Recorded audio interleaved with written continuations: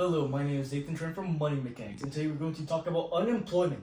So, in order to be unemployment, you must be a part of the labor force, meaning you are actively looking for a job and you're over 16. But in order to be unemployed, you have to be a part of the labor force, but you cannot get a job. There are three types of unemployment. You have frictional, structural, and cyclical unemployment.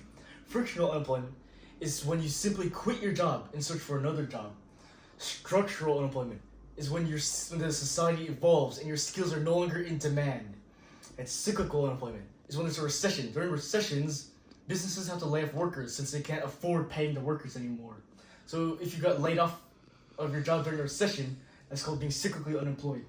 And what's not accounted for unemployment? You have discouraged workers.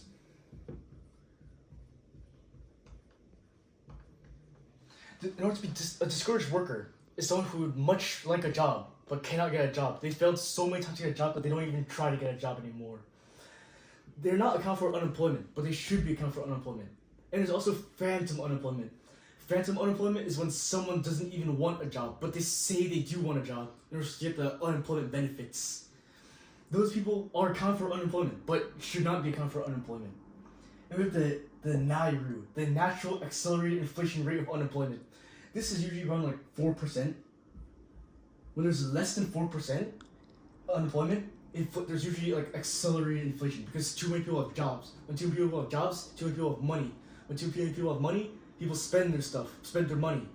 When people spend too much money, stores go out of stock. When stores go out of stock, stores raise their prices.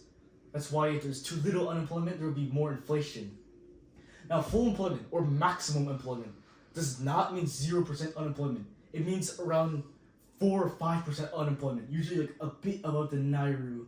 That's what full employment is. During full employment, there's no cyclical unemployment, but there's still structural and frictional unemployment. Now, during points of inflation, there's too little structural and frictional unemployment, leading to too many people with jobs, leading to inflation. And that is unemployment from me, Nathan Trent, from Money Mechanics.